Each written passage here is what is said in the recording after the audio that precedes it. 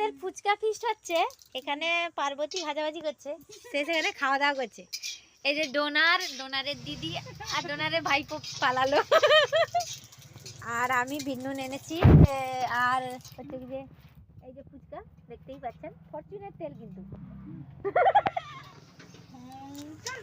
ও কিন্তু শুকনা মুড়ি খাচ্ছে, খাবে না বলেছে। আর এই যে মুড়ি, আর হচ্ছে আমি কিন্তু অনেক কাজ করেছি। এই আলুটা মাখাবো, ফুচকার তেল কড়াই তেল টলমলো করে, ফুচকাও টলমলো করে। পেঁয়াজ কুচি করা চলছে, ধনেপাতা কুচি হয়ে গেছে, লেবু পাতা রয়েছে, লেবুর একটু শর্টেজ বাজার বাবু, একটু ওই কাঁচা লঙ্কা কুচি হবে।